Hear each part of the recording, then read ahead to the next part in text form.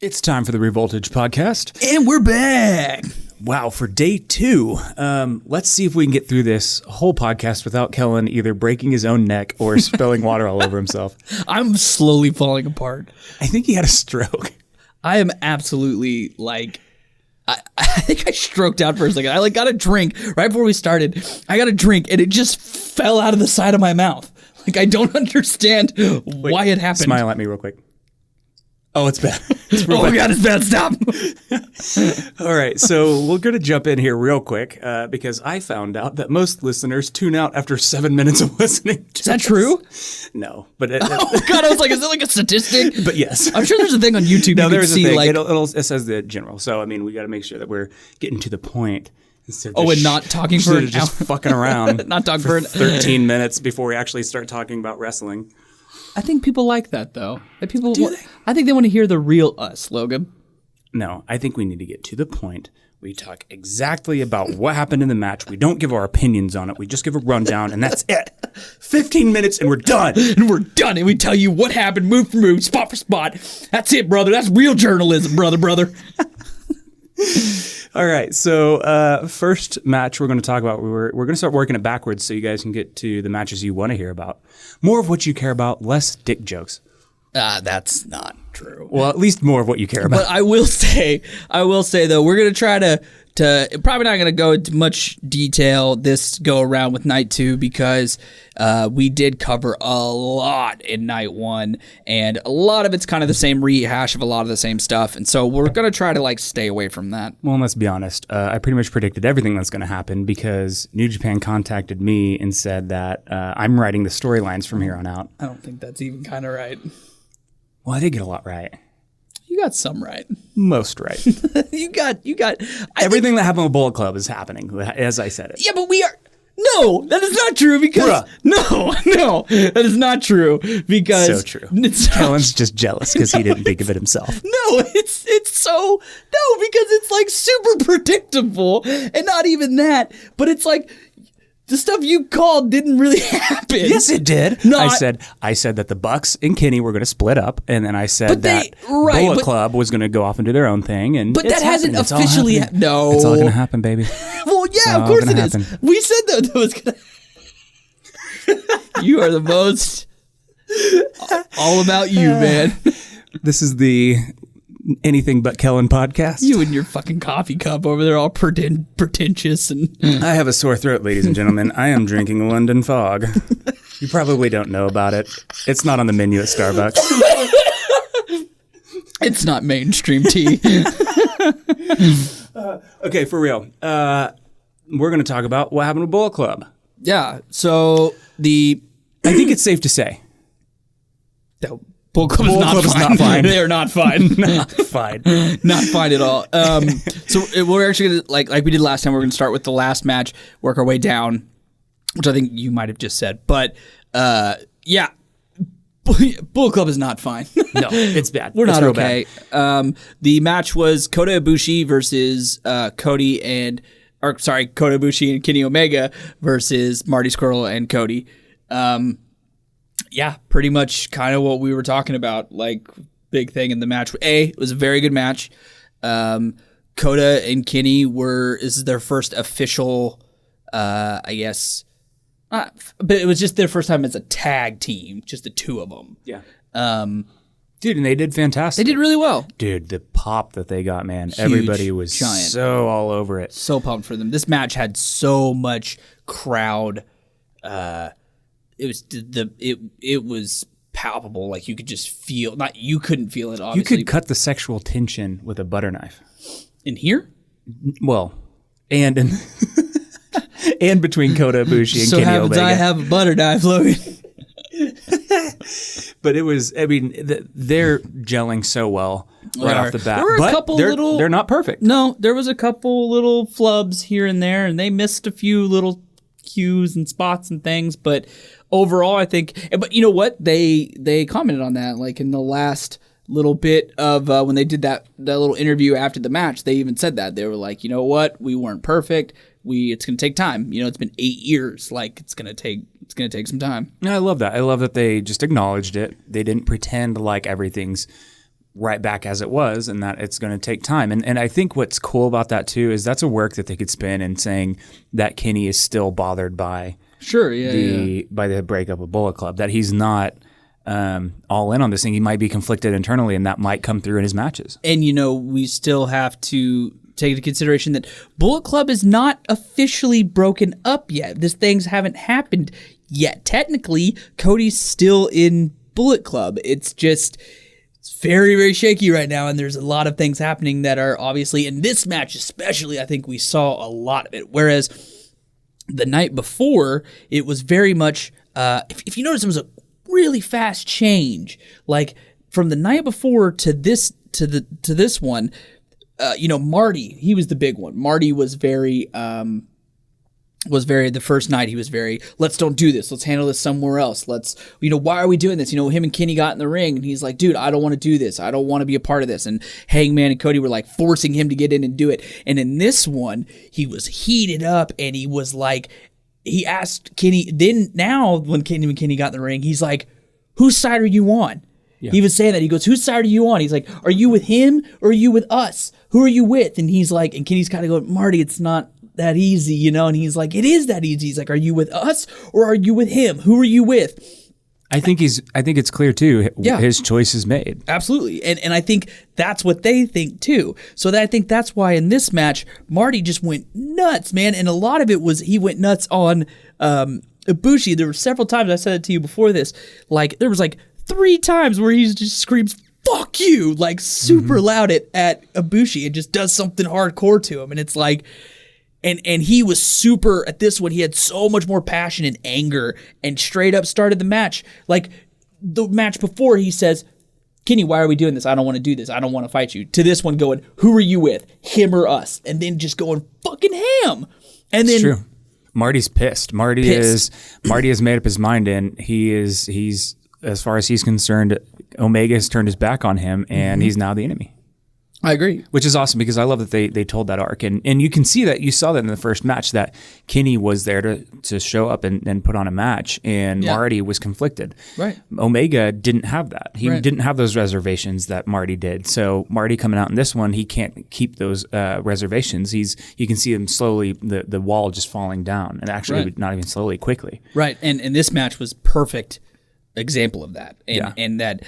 and even just his fire, like with the moves that he would do to Kenny and to Kota and to, and the, like I said, the fire he had in him saying, are you with him or us? And then the whole time, Cody's just fucking heel of the century. The dude is so, I know we keep harping on this, but the dude is such a good, genuine, old school heel. It's like you can't help but just love him because he's such a son of a bitch. Like the whole time, he's doing stuff like when he gets all the people to get up and then he goes and just sits in the crowd and he's like, fuck it, I'm done. I'm just sitting down. Like he goes and he gets, and then Kenny launches over. Can I just say that's like one of the most amazing spots that I've ever seen? I mean, when you add the chairs to the mix, I know. I mean, that just adds such an element of chaos. Like, okay, who's to say you don't just like land back first? No, it's on the Bullet Club. Not chaos. Oh, okay. Well, it adds an element of Bullet Club? Charity? What? What is happening? This podcast is falling apart. No, because like all the cheers. It's charity. That's failed. I apologize. Yeah. I'm sorry about that, everyone. Guys, anyway, I'm about to kick Kellen out of the I wish you would. I wish you would. I don't want to be a part of this anymore. You know what? I'm going to leave it up to Jen. Revoltage is not fine. I'm going to leave it up to our one commenter, and she's going to control your fate. Oh, then I am gone. You are done for. I am gone. That's it. See if you ever shit on our commenters ever again. Hey, I made up for that. And Jen, thank you for listening. You're very sweet. And I did comment back to her, and I told her that I appreciated her, and I was sorry for being. That's not what you told me off the mic. Well. You told me. I can't even say it. I don't want to lose. I don't want to lose my sponsorship. Shut up.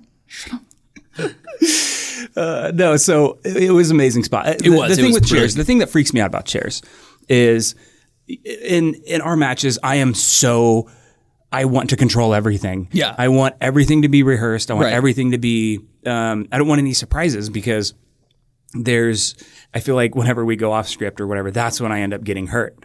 And Right. No, and you can't script for a chair. Like, yeah, I'm going to jump into a bunch of chairs. Like, okay, but how do you like? No, you can't. I mean, there's that element of like, this is going to hurt. No matter what. Something is going to go wrong. That's how you end up like breaking a vertebrae or a rib. There's just or so much that can go anything. wrong. Yeah, there's so much that can go wrong. And so spots like that with him launching himself over onto Cody and, being able to trust somebody so much to be like, okay, I'm going to catch you and hopefully we're going to make this safe. Because But he actually he overshot it. He actually overshot Cody a little bit. He reached up and grabbed him, but he overshot him by a little bit. And when he did, he hit those chairs pretty hard. Yeah. It was a pretty hard landing, but I mean, I would do it, but I wouldn't do it. I would never do it. You would not.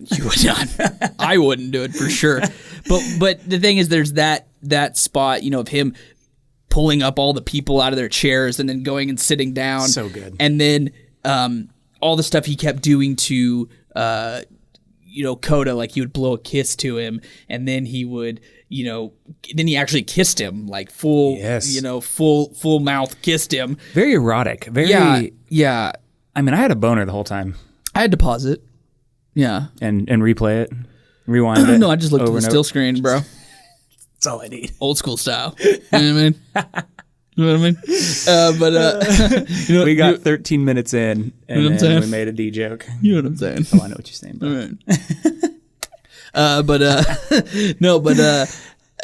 And then he was doing all this stuff, and it's cool because he blows the kid. Because we always talk about Kitty and Ibushi having that relationship together. That's almost more than.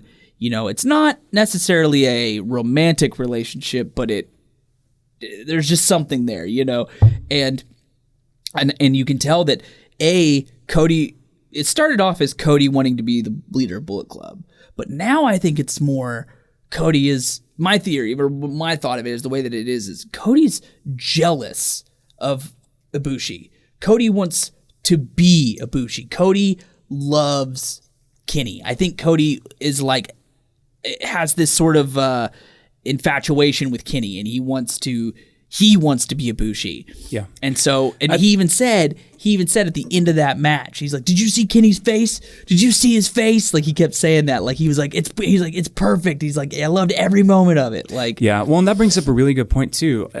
And I think what really is going to end up happening when this is all said and done with is, Cody Rhodes is actually going to end up murdering Kota Ibushi, cutting his skin off and making a skin suit out of him. And he's actually going to go tag team with Kenny Omega wearing the skin suit as Kota Ibushi. I think he hit the head on they go harder. Ruined it. they just go harder in Japan. They do. They go really hard. I think he hit the nail on the head. Yeah. I think that's exactly what's going to happen. Right? Yeah. Dude, just leave it up to Gato. Yeah. What is happening? What is happening? This went off the rails fast. I think we both stroked out. I think we just blacked out. All right. So some awesome spots in this match. One of the things that would have been awesome had they not screwed it up was the mirror simultaneous dives off the edges where they both commit seppuku and then jump off. They kind of had to talk it through. They couldn't get figured out who was going which direction and how they needed to stand. Are you talking about the cross slash? Yeah. Yeah, and that was just kind of an awkward situation. Yeah, it's like they couldn't really find their rhythm, their groove. But then you had you can't escape whatever that sequence is where he does the the flip. He does the rolling senton basically with or the flip. Whatever. He does that, and then Kota comes right behind him and does the... Yes, I thought that was great because he did Kota do like a gainer or whatever? Or he did something. Or like a moonsault or something. Yeah, and then he jumps up and then does a flip, and then Kota follows it up. I mean, that was just so nice to see. Good. It looked really amazing. Good. And then they had the cutest pin I've ever seen.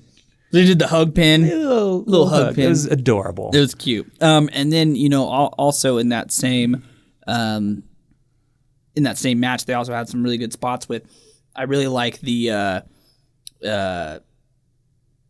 I really like the electric chair thing that Cody and Marty been doing, where Cody gets him up on his shoulders, and then Marty comes and does the drop kick, or vice versa. They do the drop kick and knock the other guy, and Kenny actually does the full flip. I love that. Yes. I love that. And that move guy, every he's time. such a bump monkey. Yeah. He is the American Ray Martinez. He is. It took you a second. That's true. He is, but because I'm like, Ray's just insane. That guy bumps like a mother. I feel like we already talked about this. So there's this guy named Ray Martinez. He's our coach. You heard of him? And he bumps a lot. But overall, man, I think that there were so many great spots in the match, and so many awesome moments that were just really good. I think overall it was good. I think it moved the story along really nice. Mm-hmm. I think Marty's progressing in this. I think Cody's progressing in this. I think, a big part of this was, Coda and Kenny have declared themselves a tag team. They are a tag team. At the end of this match, Kenny Kenny cuts a promo and says, "We are here. We are the best tag team in the world." And then yeah, and then everybody's sitting there just like pulling out their collars. And then here come the Young Bucks. And the Young Bucks are like, whoa there, buddy. They're like, we were cool with you doing Ibushi. I love that. We were cool with you running off and doing your own thing. But we are not cool with you saying you're the best tag team, because we're the best tag team, damn it. And then they turned into Vince McMahon, apparently. I guess so. He's gonna puke. No, but the thing is I loved that. I loved him going, dude, we were cool. Like, everything was cool. Like, we had no problems with this. We don't have a problem with you two. We don't have a problem with all you doing all your stuff. We're still friends, but we do have a problem with you saying that you're the best. Yeah, and really it just goes to saying it's almost just they were cool with him walking away from Bullet Club, but they weren't cool with them essentially in a roundabout way trashing Bullet Club. Yeah, exactly. And I think that, and then, when they came up and then they made the announcement that they're going heavyweight. So now we're going to have Kenny and Ibushi versus the Young Bucks. Yeah, we are. And who called that? You didn't call that. I totally called that. I think you're just making things up that you called that. Hey, you replay the podcast and you'll see that I said that you're going to break them up and then they were going to have matches. Well, duh, Logan, it's wrestling. That's how that works. I know, but hey, I said that like the day it happened. Every tag team ever is going to break up, or every group ever is going to break up and have matches. Well, yeah, but you didn't think it was going to happen this quickly. Like 5 years. Just give me my moment, bro. But anyway, God, you fucking Mark. I think but anyway, I just think the whole thing, and being the Elite, they did the same thing. By the way, I'm offended that you called me a Mark. I am a smark. Thank you very much. I have my own podcast. Oh, I gotta go, guys. I gotta go. I'd rather you be a Mark. But the thing is, I think that it was great though, because on Being the Elite, they did that backstory. They did the story where the Young Bucks went to Ibushi and Kenny and were like, or they just went to Kenny and were like, hey man, we need to talk. We need to have a conversation. And Kenny's like, yeah, sure. What's going on? And then Ibushi comes in and they're like, hey, they're calling our name. We got to go. He's like, hey, I got to go. We got a match. And it was this match. And he's like, Kenny, we really need to talk to you. And he's like, no, afterwards. He's like, I'm not blowing you off. Everything's fine. He's like, please, let's talk afterwards. He's like, I'm sorry, but I got to go. Like, I got to go. So they go and have their match. And then they play the audio from this. And then afterwards, Kenny comes back and he's like, what the hell? He's like, what's the deal? Why did you stay? And they're like, no, what the hell is wrong with you? Like, we were cool. Just like they said in this. They're like, we were cool. Everything was fine. And then you had to go. He's like, this is what we wanted to talk to you about. This is what we were coming to talk to you about, is that we were heavyweights. And he's like, that we were going heavyweight. And he's like, guys, you are the absolute best junior heavyweight team or tag team. And they're like, see, there's that word again. Why do you have to put that qualifier on it? Why did you have to put junior on it? They're like, this is what we're, and then they go through this whole spiel and he says, you know what? We've been behind you for 4 years. We've had your back the whole way. We were at every Okada match. We have been at the ringside for every major event of your career so far. And they were like, where has he been? Yeah. Where has he been this whole time? Yeah. And then they just left it at that. Yeah, that's awesome. It was awesome. And something I like about what they're doing with the being the elite, what I love about it is they're telling more to the story. And what's awesome is it shows that they're thinking about their storylines.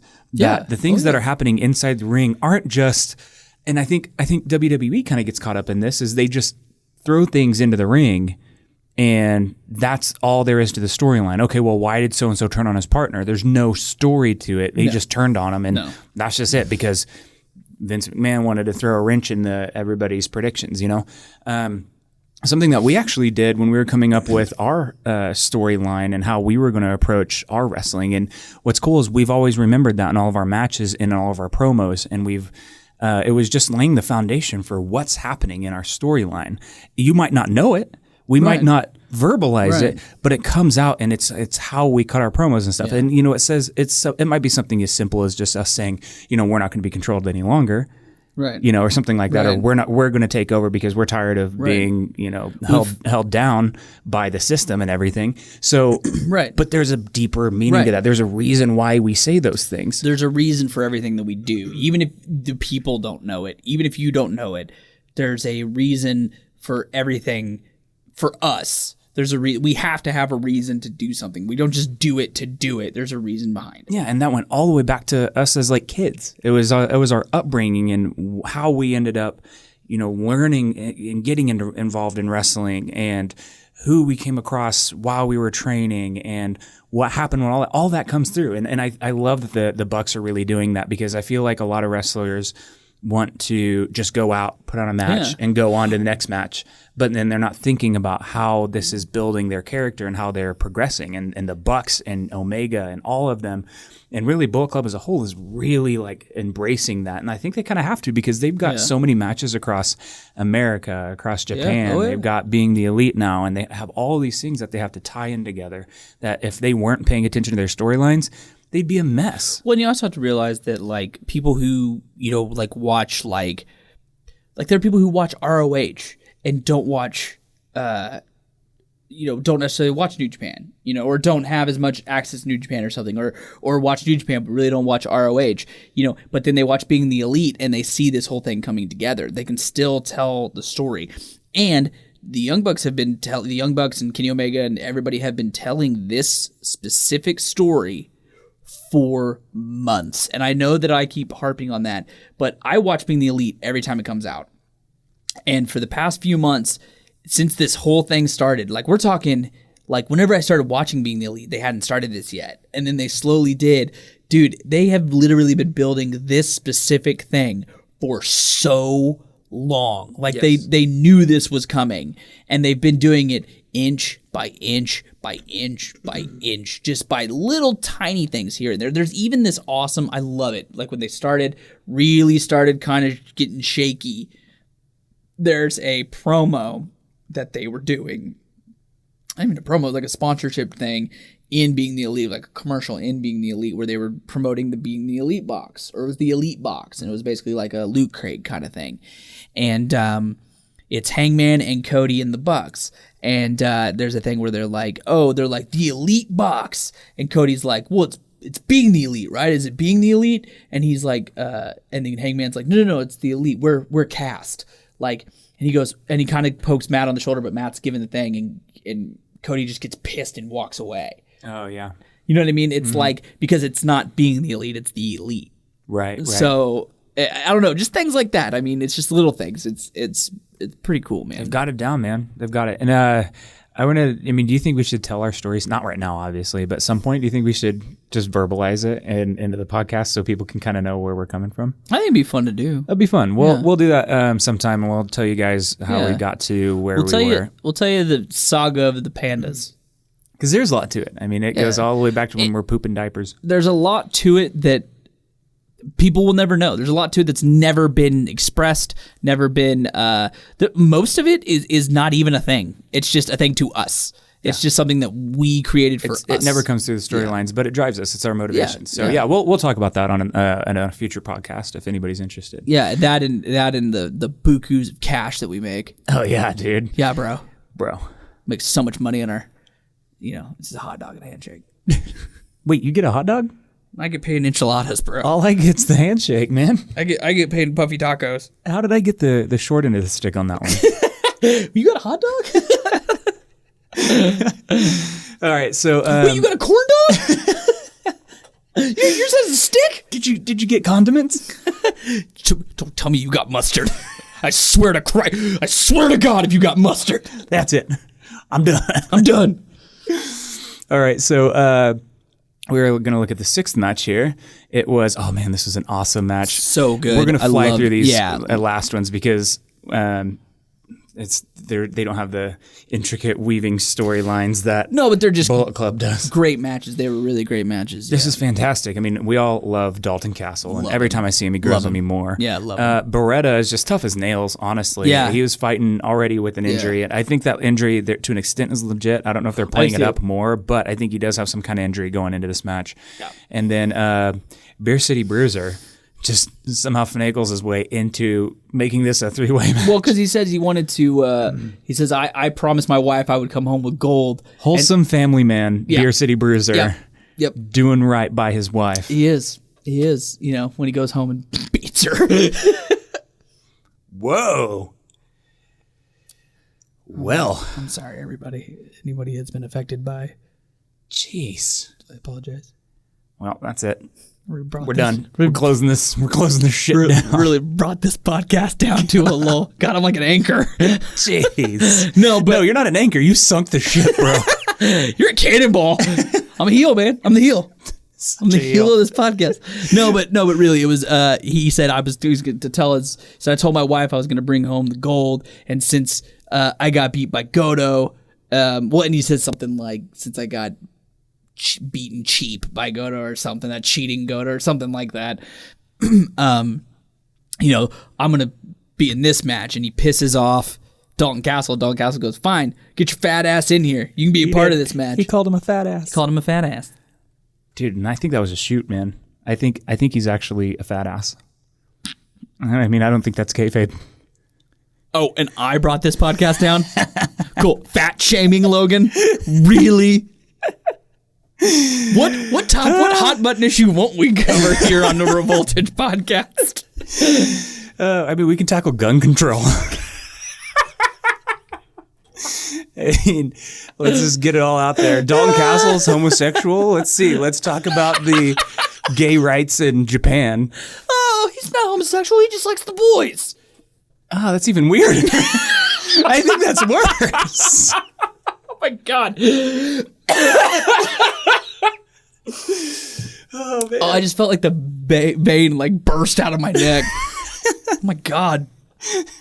Kellen's literally going to be dead by the end of this podcast. I am just going to pass out. Just stroke out in the middle of this podcast.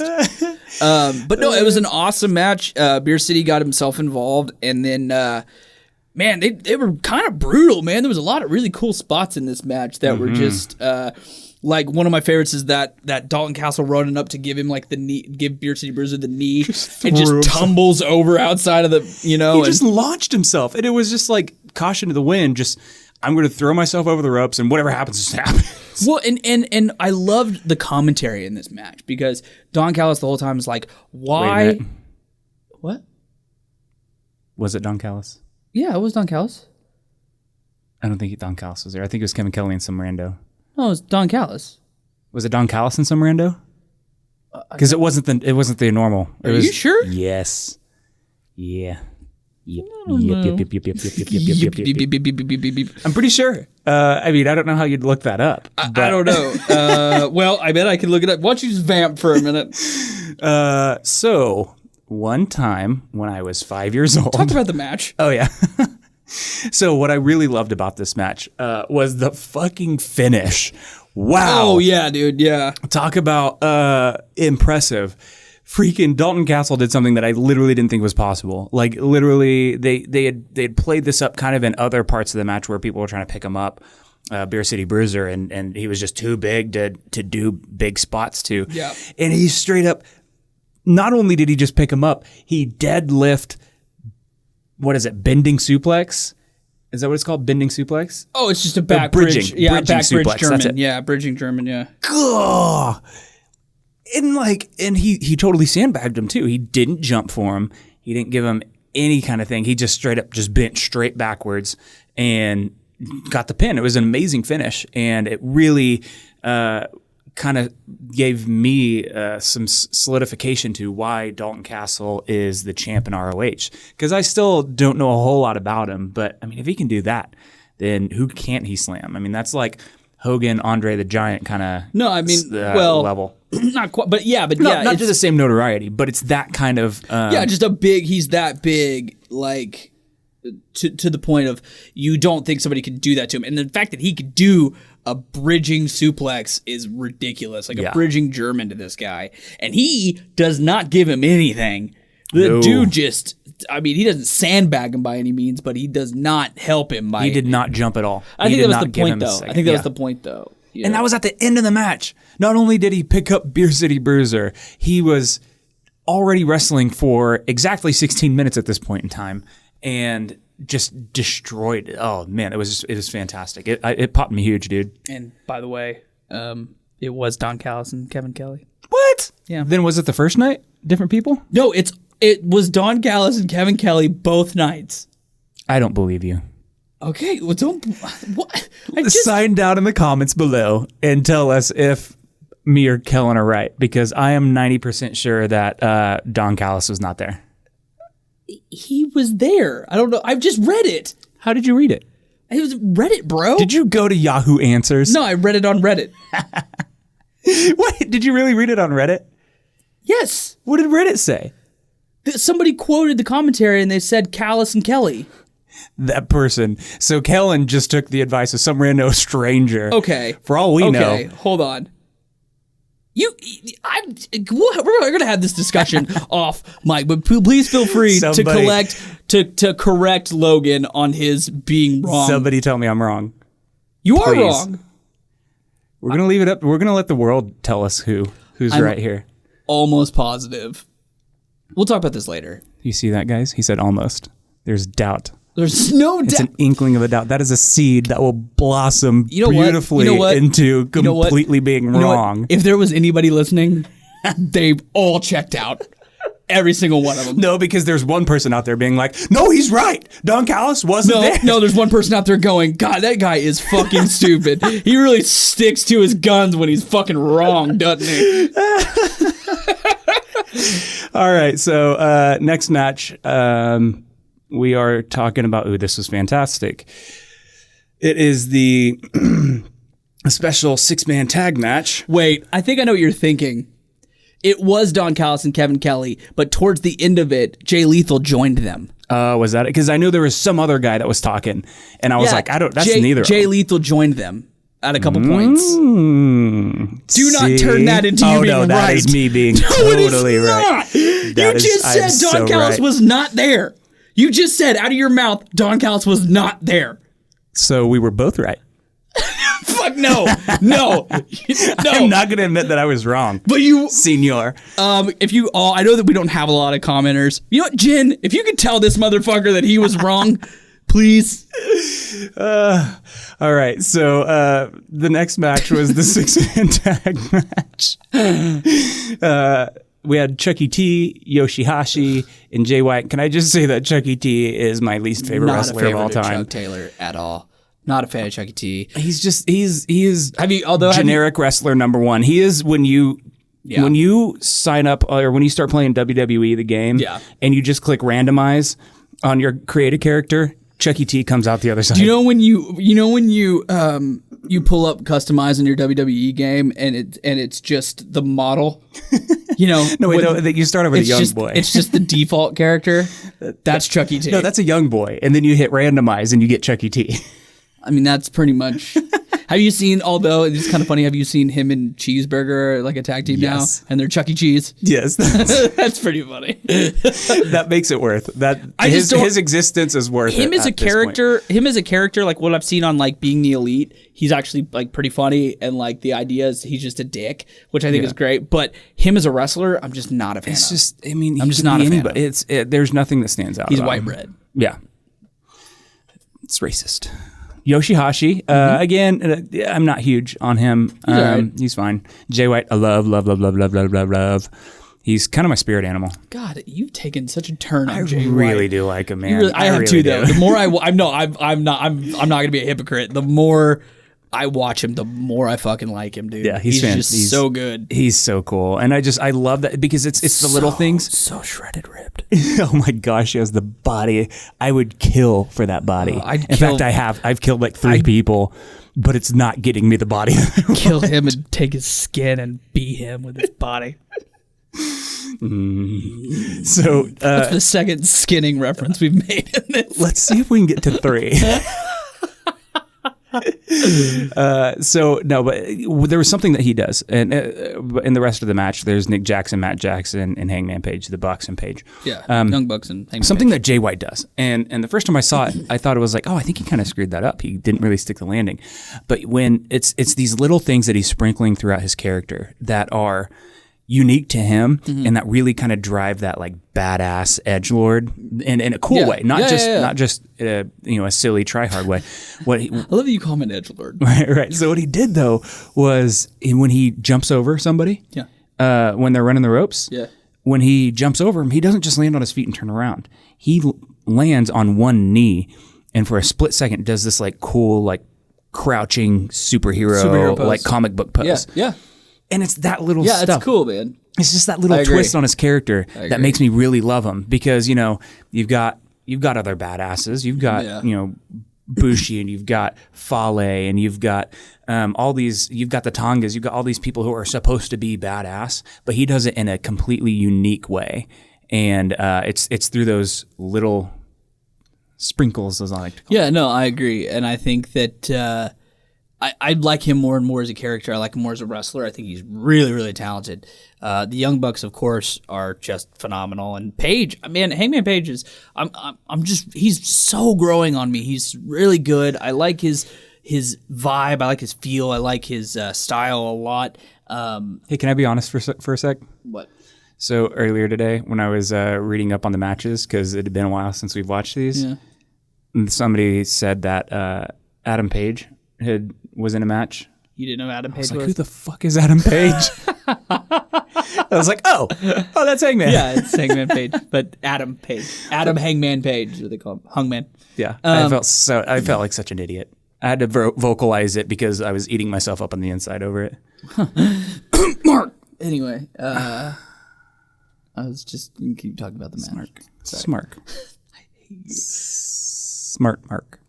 Smark means smart Mark. Thank you, Logan. Real fucking fountain of wisdom you are. Sage old advice from Smarky Smark. Smarky Smark and the Smarky Bunch. Smarky Smark and the Monkey Bunch. Monkey Lunch. Monkey Bunch. Monkey Fudge. Monkey Punch. Smarky Smark and the Monkey Punch. I don't even know what's happening, guys. This is it. What is? I have no control over this podcast. Smark and the Bucky Funch. the plucky. No, because it's the plucky scrunch. It's the Funky Bunch. So you have the Bucky Funch. See what I did? You see it? No. You see it? No. You see it? That's it. This is about to become a shoot. I'm about to throw him through the door here. But yeah, it was a really good match. Really awesome spots. Except you, Chucky. Yeah, not a good match for you, buddy. Not a fan of Chuck D. Sorry, Chuck. Sorry, bud. But the ending of this match is the most interesting thing, though, because because after the match was completed, where Hangman actually got a what? I just realized the Hangman just keeps like. Everybody keeps taking his time. His moment. Yeah. Like, hey guys, well, that's the whole. Hey guys. That's the whole thing. He's been trying to do this for like a while. And finally he was just like, okay, I'm not going to do it. I'm just kidding. Did it. No, but like he had his moment though. That's the thing. So he beats Jay White pretty much clean. He gets the assist. He gets the assist by the Bucks, but he beats him and then grabs the belt, holds it over Jay White, drops it on Jay White's face, right? and think it's good. And it's like, okay, he finally got his moment. But then he goes to get a chair. And he gets a chair, and he goes to like smack him with it or something like that. And Matt Jackson just grabs it away from him, or one of the Bucks grabbed it away from him. And they're like, we don't do that. Come on, you had your moment. Cool. They're like, come on. So they get out of the ring, they walk away. And he was like, okay, cool, I'll catch up. Yeah, and he kind of like lurks for a minute and hangs out. And then he goes back and gets another chair. And then comes back and does his what's his move called? It's basically the backwards tombstone. I forgot what that's called. Sorry. Something like redemption, or I don't know. I don't remember. But anyway, but he totally off. But he does it. But anyway, he does that move onto the plastic chair, and then has his moment. But again, it's them not listening to the Bucks. It's him not listening to anybody. He's just doing his own thing. He's going off. It's him and Cody kind of just do whatever the hell they want to do. They have their own mentality that they don't care. Rite of passage. Rite of passage. That's right. Rite of passage. So, or the redemption. Yeah. It's so close. I mean, it was right there. Red Dead Rite of Passage. So yeah, great match. And I really enjoyed the outcome and all that. And honestly, I just shit all over Chucky T, but he also did one of my favorite things in this match. And as Jay White was laying there broken in half, breathing his last breaths on Earth before he ascended to the nether realms, he jumps into the ring and steals the little ice pack that the ref gave him. Oh, I know. Not great. It was funny. Well, because his whole gimmick, right? Yeah, he's just a dick. He's a dick. Like, he's just a dick. Yeah. And even on being the Elite for months, like, he would show up out of nowhere and just do something, like, really asshole-ish, and the people would just go, wow, Chuck Taylor really is a dick in real life. And that was the joke. And they did it for months. Like, Chuck Taylor really is a dick in real life. Yeah, I thought that was a great little touch there. Good job, Chucky T. All right, I'm going to blast these last ones. The Bullet Club, the Tongas, the OG BC, took on Cheeseburger, Delirious, and Thunder Liger. This had a really super fun spot where they were jumping in and slapping. Was it Tonga? Loa? Or no. This was... What am I talking about, You're thinking guys? of night one. That we already talked about. When they come in and they smack him, they all go shit. Oh, shit, yeah. Yeah, that's the night one. So this was the one where Cheeseburger just his got ass beat. Demolished. I think he hit 2 like Hurricane Ranas or something on Tamatanga, and then they ended up just squashing him the rest of the match. Yeah, and Jushin and Cheeseburger teamed up on Fale, and we're like trying to, and Delirious is just like running around doing whatever the hell he does. But they say that I guess Delirious is like Cheeseburger's mentor, like his teacher. Oh, interesting. Yeah, I didn't know that. Yeah, his senpai or whatever. Interesting. So yeah. Okay. Well, yeah, it was a good match. It was fun. It was good. Cheeseburger had a big pop, and I really liked that all 3 of them put the boots to Cheeseburger, which is like the most unfair. I know. They're 3 like the biggest dudes. And then they end up, didn't they? Oh, they raised his hands at the end. And then Tamatanga gave him a cutter. Just because. Just why not? Because he's a dick, and I love it. Because he's awesome, Tamatanga. That was great. Here we go. Taguchi, Gordon, Senior Flip, Bushi, and Takahashi. This was just a good match. Yeah, good finish. Good finish, good match. Takahashi and Gordon had some really awesome moments. And anytime you watch, Taguchi's always fun. Taguchi's always super fun to watch. He just does some. There was one of the funniest spots ever in this, though, when Taguchi goes for that ass thing where he jumps and hits him with his ass, and Bushi just like sidesteps him and just keeps walking, and he just misses him. He whiffs him completely. He just literally just stepped aside. He just stepped to the side, and Taguchi just flies. Like, it was great. It was wonderful. But Flip and Hiromu just had a really good showing. I hope to see more of them, because I think that they could put on a really good, and like I said, I think Flip is going to be in the Best of Super Juniors. So if that's the case, that'll be awesome this year. Yeah, he's great. He's great. They're all great. I love Bushi. Yeah, Bushi was good. Bushi was fun. All right. And then the second match was Hikuleo, other known as Leo Tonga, yeah, aka probably like Jim or something. Chase Owens. Actually, I do like that they're separating because it was really weird having a Tonga Loa and a Leo Tonga. Well, now it's Hikuleo, but yeah, so that was nice. It's the OG BC 2.0. Yeah, it's the other. It's the other half, second generation. Yeah, the other half of the OG BC. Yep. And then, versus just a mishmash of everyone left over. Yeah, David Finlay, Juice Robinson, Jay Lethal, which, I mean, I love all those guys. I'm a fan of, love Juice, love Jay Lethal. This was a great match. This was just a really fun match. Juice had some awesome spots. I can't remember them, but I just remember being really impressed with Juice in this match. No, they had some really good spots. He pulled off the Pulp Friction. He did some really cool spots. Like, there was some cool things going on here. Jay Lethal always puts on such a good show with the lethal injection and all that stuff. Dude, and he smashed Hikuleo with that elbow from the back, and I think he knocked the air out of him because you can hear Hikuleo going like, and I think Jay Lethal's going, I'm sorry. Like, I think he just hit him a little, smashed him hard. Yeah, dude. I think so. But yeah, it was a good match, man, overall. And there was some cool. Was Muffin Ass in this one? Muffin Ass wasn't. This was the other girl again. Yeah, and she wasn't really. She was covered up a little bit more. Yeah. Boo. Boobs. So we're gonna add sexism to the list. We're gonna add that to the list of shit that we fucking just all those hot button issues we fucking tackle here. Jesus. Woo. All right. And you're not helping our case. We just lost our one fucking commenter. Jen's like, that's it. That's where I draw the line. That's where I draw the line. It's okay. Nobody's listening at this point. No. God, no. This is pretty much just us hanging out now. Yeah. So this was Toa Hanare and the Bear City Bruiser. They had a match. Apparently it was 4.5 minutes long. And they had a match. Guess who won? Bear City Bruiser. Yeah, guess why? Because he's Bear City Bruiser. Because Hanare never wins. Man, that is so true. Poor guy. Yeah. But, he's athletic. He's just there to eat the pin. He does, man. And again, I watched all these matches. I don't want anybody to think that we didn't. But, we covered so much at night one. Night two was just kind of more of the same.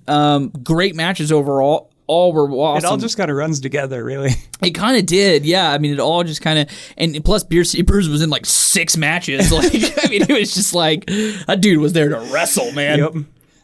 This supposed fat ass, as Dalton Castle would say. Or as you would say, because earlier you were like, yeah, he is a straight up fat ass. Weird. You mean that fat guy? But he actually worked harder than anybody else there. He did, man. He put in his... Good on him. Man, he worked. Dude's a worker. And that's it. That's all we're talking about before we say anything else controversial. Yeah, dude, we're coming in under an hour. Yeah. Good for us. Actually, we got 10 minutes. What do you think about we talk about healthcare or something? Sure. Want to throw Trump in there while we're at it? How about this? How about we plug ourselves? And then... Whoa, bud. And then what we can do... Hey, I was just here to hang out. Promote ourselves. So you can follow me. We should do this at the beginning because nobody's listening. Literally nobody's listening at this point. You can follow me on Instagram. That's the easiest way. At Proxima, PROXIMA _bear, BEAR, Proxima Bear. Feel free to slide into my DMs, especially if you got nudes. Jesus Christ! I mean, I'm just saying. My God! I'm not going to say no. I can't say no if you just send them and I don't have any say about it. Just don't ask me. Just send them. Then I could be like, I didn't know. I fucking hope your wife listens to this. I really do. Kristen, if you're listening, I'm sorry. It's honestly the only person that does that is Kellen. And I'm like, Kellen, no, please no more. I do send you a lot of nudes. And he never responds. It really pisses me off. So I just figure he wants more. I just respond with again, poop emojis. Like you said, he doesn't ask for them. He just gets them. By the way, I forgot we need to do our emoji rating for the Honor Rising 2018. Sure. I give the Honor Rising 2018 Japan that took place on Saturday, February 24th, 2018 in Tokyo at Korakuen Hall, I give it a penguin emoji. Okay. And a scarf. Penguin and a scarf emoji. All right. I am going to give it very close, very similar to yours, a snowman. Yeah, with a top hat. I guess we're on the same page here. Yeah, I think so. All right. It's on the same hangman page. Hey! Woo! All right. Oh, jeez. I forgot I'm at work. Just screaming. We are in your office. Excuse me, I've been in here like screaming my ass off. I'm like, I hope people aren't here. All right. So yeah, follow me on Instagram. Like, comment, subscribe, share. Hit me up on Patreon. Just go ahead and fund our Kickstarter. What is wrong with you? We don't have a Kickstarter. We don't have any of those things. Although you don't let me plug me. So. And that's it. That's all the time we got for today, guys. Hey, actually, real question here. Mm-hmm. Should we branch out of YouTube and start getting like a SoundCloud running? Seeing as how nobody's listening in right now, I would like to know this. But if anybody makes it this far, if anybody makes it into this podcast this far, at this point, if you would like to hear us branch out a little bit and hear us on SoundCloud, let us know. We'd really like to know what you guys think. Yep. Oh, and you can follow me at Kelbert77 at Instagram. All right. And that's it. We're out of here. Bye.